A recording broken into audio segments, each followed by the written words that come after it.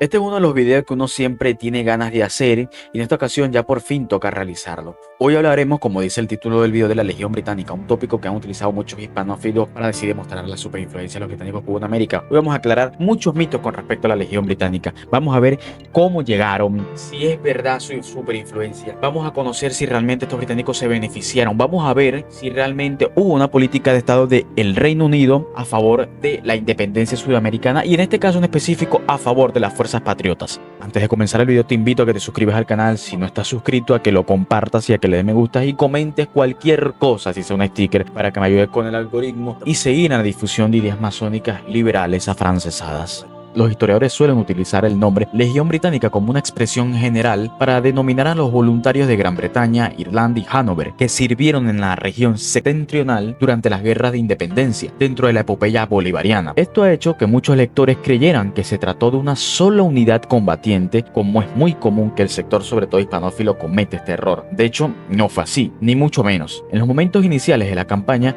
una de las varias unidades constituidas por extranjeros llevó el nombre de Legión Británica, pero este fue muy pronto cambiado a cazadores británicos, y aparte de este hubo cambios muy frecuentes en los nombres de las unidades de voluntarios. Los nombres originales de los primeros cuerpos reclutados fueron los siguientes: primero de usares, segundo de usares, usares rojos, primero venezolano de rifles, primero de lanceros, artillería y segundo de rifles. La Legión Irlandesa incluiría las unidades siguientes: lancero, primero de fusileros, primero de rifles, segundo de rifles, infantería ligera de Cundinamarca, primero de infantería ligera y usares de la guardia. Las expediciones de Gregor MacGregor, por ejemplo, incluían lanceros de Maceroni, usares, artillería, primero de lanceros, rifles, infantería ligera de Salabrieta y el regimiento de Hibernia.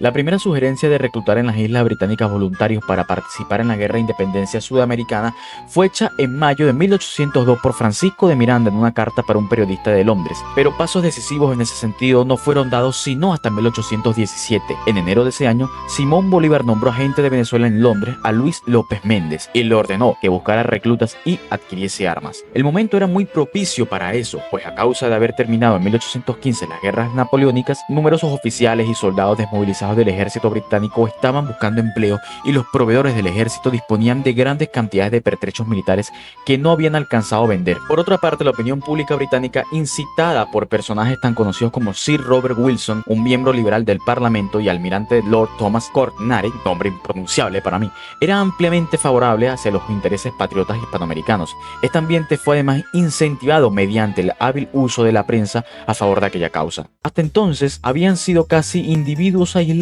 los que se habían alistado en las fuerzas, primero de Miranda y después de Bolívar, principalmente de las Antillas Británicas, pero en 1817 la situación cambió y el reclutamiento se verificó por unidades enteras o por cuadros completos para formar cuerpos en América. En mayo de ese año, Gustavo Matías Hipslip, un oficial del ejército británico que estaba a media paga, le ofreció a López Méndez alistar un cuadro de oficiales, sargentos y cabos para reclutar y adiestrar en Venezuela un regimiento de usares. Su ofrecimiento fue aceptado de inmediato y muy pronto empezaron a ser reclutados también otras unidades, 3 regimientos más de caballería, uno de rifles y un cuerpo de artillería. Los organizadores tuvieron tanto éxito y tantos oficiales a media paga que se alistaron para el servicio de los patriotas que las autoridades inglesas se alarmaron. En septiembre se dio la orden de que los oficiales que se alistasen para servir a una potencia extranjera sin el permiso especial del príncipe regente perderían su media paga. Poco después se dispuso que los oficiales del ejército británico no podían salir de Gran Bretaña sin la autorización del soberano. Pero todo esto no impidió que el alistamiento continuase, por lo cual el embajador de España en Londres,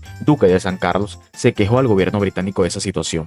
Veamos por ejemplo qué nos dice John Lynch, historiador británico, con respecto a esto. Al final, las dimensiones de cada vez mayor operación, la infracción de la ley y las protestas de España obligaron al gobierno británico a hacer algo al respecto. La Foreign Enlistment Act de 1819 prohibió a los súbditos británicos servir en los ejércitos de Sudamérica, así como la exportación de armas con destino a los insurgentes. Esto provocó que muchos británicos se marcharan de manera desordenada y no impidió que numerosos buques zarparan de Liverpool a lo largo de 1820. Las autoridades británicas tomaron medidas para hacer cumplir la ley, pero eso no puso fin al reclutamiento de ninguna manera, que contaba con el favor de la opinión, y lo mismo ocurrió con el suministro de armas. Es decir, que desde el Estado británico no se apoyó la independencia, no se apoyó apoyó el uso de súbditos británicos para llegar a Sudamérica y liberarlo del yugo español. El embajador español protestó ante la Foreign Head Office con el argumento de que toda la población de Inglaterra parecía haberse unido a las expediciones a las Américas. Los comerciantes británicos ya estaban participando en las actividades republicanas, le habían brindado apoyo a Bolívar en Jamaica y le habían ayudado a financiar sus expediciones desde Haití. En Guayana le habían suministrado equipamiento, armas y municiones a cambio de ganado y otros productos exportables.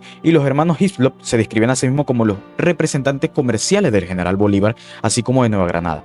La política oficial del gobierno británico era la de prohibir a sus súbditos participar en la guerra entre España y sus colonias, ya que eso iba en contra de la política de neutralidad del gobierno británico. Y un decreto del 13 de mayo de 1818 prohibía la exportación de armas a Hispanoamérica. Bolívar comprendía las limitaciones que sus compromisos más amplios imponían a la libertad de acción británica y nunca presionó demasiado a la diplomacia. Prefirió buscar beneficios específicos y ventajas prácticas. Las circunstancias favorecieron este acercamiento. Nos sigue comentando Lynch. Lo que siguió a la campaña de reclutamiento constituye un relato de heroísmo y reveses, en el que la enfermedad, el alcohol y las deserciones redujeron las filas de los combatientes que finalmente habían conseguido sumarse al ejército bolivariano. Los británicos pronto descubrieron que las campañas en las inmensas llanuras de Sudamérica no era un juego y que además no conducía a la riqueza, pero a Bolívar le gustaban, incluso a pesar de que algunos de sus oficiales lo miraban con desconfianza. Aunque Wilson y Hislop no duraron mucho, bastantes de sus hombres preservaron, y el lugar de los comandantes fue ocupado por los coroneles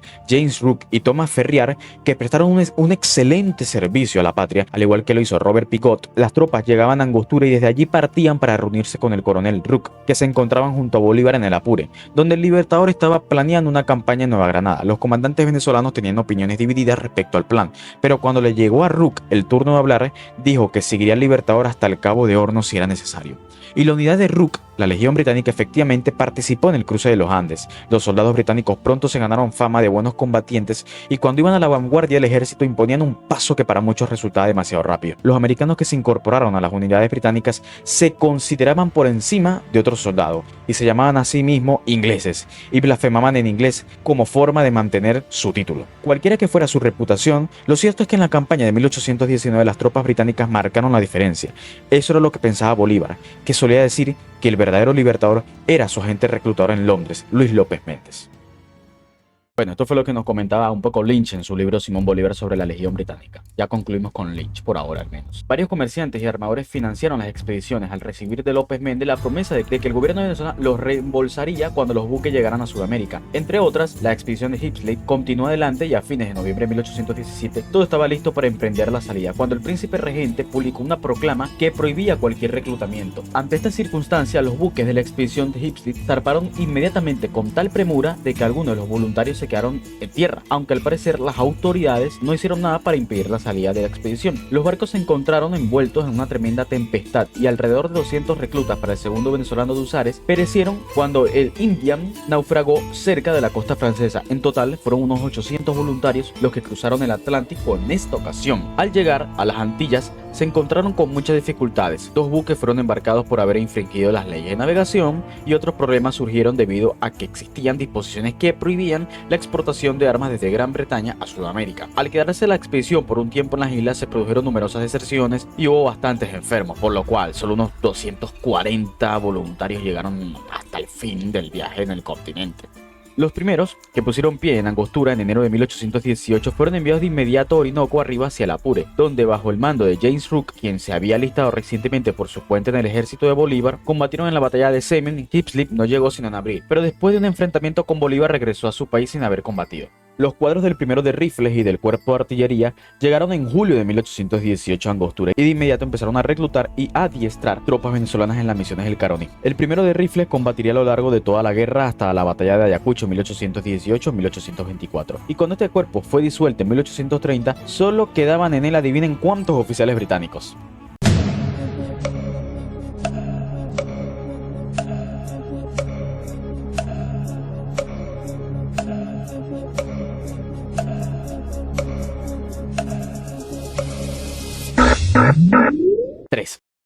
Dos de los oficiales llegados a Venezuela a comienzos de 1818, James Tower English y George Elson, recibieron de Bolívar autorización para volver a Inglaterra y organizar sendas expediciones, pero esta vez no solo formadas por cuadros, sino incluyendo también soldados. A fines de 1818 ambas estaban listas. En la de Elson figuraban algunos hanoverianos que se habían retirado de la legión alemana del ejército británico, fuerzas reclutadas por Johann Uslar, personaje súper emblemático en la historia de Venezuela. Por su parte, Gregor MacGregor, un escocés que desde 1811 había estado vinculado a la causa venezolana, llevaba adelante otro reclutamiento independiente del que realizaba López Méndez, con quien se habían enemistado recientemente. Esas tropas que llegaron a las costas del Istmo de Panamá a comienzos de 1819 y se apoderaron de la población de Portobello, pero MacGregor tuvo que abandonarla cuando las fuerzas españolas contraatacaron 3 semanas después y la mayor parte de los expedicionarios perecieron víctimas de fiebre o ejecutados por los realistas. Una nueva expedición levantada por MacGregor salió de Gran Bretaña durante el verano, compuesta principalmente por el regimiento de Ibernia, reclutando en Irlanda por Thomas Eyre. Después de muchas vicisitudes lograron apoderarse del río Hacha el 5 de octubre de 1819. Sufrieron varias pérdidas. Poco después se produjeron serios actos de indisciplina y toda una unidad se embarcó apresuradamente para regresar a Gran Bretaña, en unos buques de los cuales se apoderaron violentamente. Incapaz de mantener su dominio sobre Santa Marta, MacGregor había empezado a evacuarla cuando las tropas realistas atacaron. Murieron muchos voluntarios en la acción y alrededor de 110 fueron ejecutados por sus capos. El jefe escocés y parte de sus hombres lograron, sin embargo, huir en otros buques. Durante el verano de 1819, Johann de Everux empezó a reclutar una legión irlandesa en la propia Irlanda, alegando que Bolívar le había facultado para ello, y concedido el grado de general aspiraba a alistar 5.000 hombres, pero de hecho fueron muchísimos menos. Ante tan continuados desconocimientos de las proclamas del príncipe regente y la salida de un buque tras otro cargado de gentes y pertrechos para servir a la causa hispanoamericana, el gobierno británico se vio finalmente obligado a ceder ante la presión diplomática española. A pesar de muchas protestas públicas, se decretó el 1 de agosto de 1819 que entraría en vigor la ley contra el reclutamiento de súbditos británicos con destino al extranjero, lo cual hizo que numerosos voluntarios se apresuraran a salir a la América del Sur. Antes de aquella fecha, 5 buques de la legión irlandesa de Everux zarparon una semana más tarde, prestándose conducían emigrantes. Por esa época 53 barcos habían partido hacia América del Sur, conduciendo en total unos 6.500 oficiales y soldados aproximadamente, de los cuales alrededor 5.300 llegaron a su destino. Entre tanto, desde comienzos de ese mismo año de 1819, los contingentes de Elson y English habían empezado a cruzar el Atlántico. La expedición del segundo, formada por 1.100 voluntarios, desembarcó en Margarita en abril. Los 1.000 soldados conducidos por Elson fueron llegando a Margarita y Angostura hasta fines de agosto. Los primeros buques de la legión irlandesa echaron anclas en aquella isla entre septiembre y diciembre de 1819, y 2 contingentes más desembarcaron en Angostura, respectivamente en abril y mayo de 1820. En septiembre de ese año, Bolívar puso fin al alistamiento de extranjeros y ya no se organizaron más expediciones en las Islas Británicas, aun cuando algunos voluntarios fueron admitidos posteriormente a título individual. Los primeros grupos de la expedición de Elson que se presentaron en Angostura durante los meses iniciales de 1819 fueron encaminados al Apure, donde se reunieron con otros británicos anteriormente llegados y formaron un batallón, llamado más tarde el Batallón Albión, que acompañó a Bolívar en el paso de los Andes y se distinguió en la batalla del Pantano de Vargas de 1819, donde su jefe James Rooke resultó gravemente herido, muriendo 3 días después. Al mando de su nuevo coronel John McIntosh, pelearon nuevamente en la batalla de Boyacá, donde se ganaron el derecho a poner ese nombre, Boyacá, en sus banderas. Luego siguieron combatiendo hacia el sur y se encontraron en la batalla de Pichincha en el año 22, a las órdenes del general Antonio José de Sucre. Este batallón fue disuelto en Guayaquil en octubre de 1822 y los escasos voluntarios sobrevivientes fueron distribuidos entre las otras unidades o recibieron un honroso retiro. Los voluntarios del English que habían llegado a Margarita tomaron parte en la campaña contra Barcelona y Cumaná en 1819 bajo el mando del general Rafael Urdaneta, pero el general English tuvo que regresar a la isla por hallarse enfermo y allí murió. Esas fuerzas, después del fracaso sufrido en Barcelona, se dirigieron a la región de Maturín y luego a los llanos de Apure. Aquí se reunieron con miembros de la legión irlandesa que habían llegado antes a Angostura y con otros grupos ingleses y fueron reorganizados todos en una unidad llamada Cazadores Británicos. Allí quedaron bajo el mando del coronel José Antonio Páez en 1820 y lo acompañaron en 1821 cuando él marchó con su fuerza a incorporarse al ejército libertador poco antes de la batalla de Carabobo. En esta acción del 24 de junio de 1821 el batallón Cazadores Británicos tuvo una acción muy distinguida y después de la batalla recibió de Bolívar su nuevo nombre, Batallón Carabobo. Después de continuar sirviendo en Venezuela marcharon hacia el sur y finalmente esta unidad fue disuelta en Ecuador, cuando se desmembró la Gran Colombia hacia 1830. La parte de la legión irlandesa que había llegado a Margarita en 1819 y comienzo de 1820 se hallaba muy disminuida por las enfermedades y deserciones hacia marzo de ese mismo año. Cuando se embarcaron hacia Río Hacha junto con las fuerzas margariteñas, algunos hombres de la expedición de English que había sido dada de alta en el hospital de la isla y un grupo de infantes de la marina del coronel Thomas Jackson, después de haberse apoderado de Río Hacha sin resistencia, penetraron hacia el sur unos 250 kilómetros, a la región de Valledupar, donde debían encontrarse con otra columna en la cual figuraban el batallón Rifles. El jefe de esta columna, el coronel Francisco Francisco Carmona se retrasó y la conexión no se produjo. Los irlandeses se vieron obligados a regresar a la costa debido a los ataques realistas contra su línea de abastecimiento. En aquella ciudad rechazaron un asalto de los españoles, pero poco después se amotinaron exigiendo su paga, sus prestaciones, la población fue saqueada y quemada. Cuando estos hechos se produjeron, la legión irlandesa se hallaba en un estado deplorable y un tercio de su fuerza había muerto o regresado a su tierra. Los restantes se apoderaron de varios buques y fueron a parar a Jamaica, de donde muchos de ellos fueron trasladados posteriormente a Terranova y Canadá. Una unidad de la legión irlandesa que permaneció leal a la República, con el coronel Francis Burden O'Connor, se quedó en tierra firme y sirvió bajo las órdenes del general Mariano Montilla en Turbaco durante el sitio de Cartagena. Posteriormente, algunos de los oficiales sobrevivientes se incorporaron al batallón Rifles. En cuanto de Everux, este solo llegó a Sudamérica cuando ya su legión se había desbandado y deshecho. Nunca tuvo servicio activo ni llegó a combatir. De los 5.300 voluntarios aproximadamente que pusieron pie en América del Sur, muy pocos fueron los que regresaron a sus hogares en Gran Bretaña e Irlanda. Aunque muchos de ellos murieron en combate o a consecuencia de sus heridas recibidas peleando, probablemente es correcto decir que la mayoría fueron víctimas de enfermedades tropicales y de la fuerza de las condiciones de la campaña. Su resistencia se vio debilitada por la falta de alimentación y vestidos apropiados, así como por la escasez de alimento, medicina disponible. Sucumbieron a la malaria, fiebre amarilla, cólera, disentería, fiebre, tifoide, tifus y otros flagelos, y particularmente a las úlceras propias del trópico, que cegaron la vida de centenares de ellos, especialmente durante las largas marchas bolivarianas.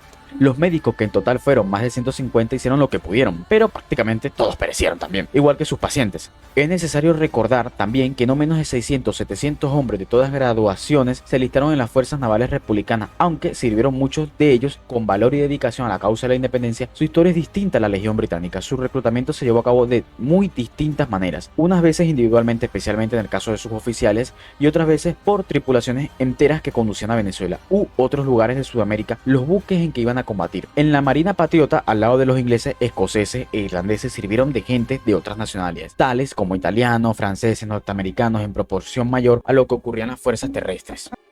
Entre los escasos sobrevivientes de la Legión Británica que permanecieron en América, algunos alcanzaron elevadas situaciones en los ejércitos patriotas u ocuparon altos cargos en los gobiernos de los nuevos estados. Pueden mencionarse el caso de Daniel Florencio Olieri, el general Juan Oslar, el general Arturo Sandes, el general Thomas Carlos Wright, el general Francisco Burden O'Connor, el general Walter Dawes Chitty, el coronel Guillermo Smith, el general Carlos Mitchum, entre otros.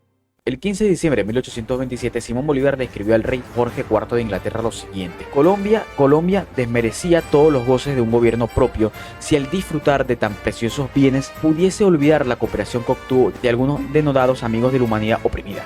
Es imposible recordar los auxilios que nos prestaron los extraños, sin excitar nuestros reconocimientos, la resolución de muchos súbditos de vuestra majestad que, impelidos exclusivamente de su noble generosidad, vinieron a participar de nuestras fatigas, de nuestras privaciones y de nuestra suerte. Sujetáronse a severas penas permaneciendo al lado de nuestros compatriotas y entre conllevarlas o abandonar la causa de todo un continente. No dudaron sus corazones virtuosos, mas su falta parece borrada por la amistad que vuestra majestad dispensa a los nuevos estados americanos. Ellos, sin embargo, sufren todavía la pena que en 1819 se impuso a los súbditos británicos que tomasen parte en contiendas extranjeras, castigo que les es tanto más sensible cuanto que con él sufren el desagrado de vuestra majestad. Señor, a nombre de mis compañeros de armas, a nombre de Colombia agradecida, imploro la gracia de vuestra majestad en favor de aquellos generosos auxiliares, de vuestro buen amigo y devoto servidor Simón Bolívar.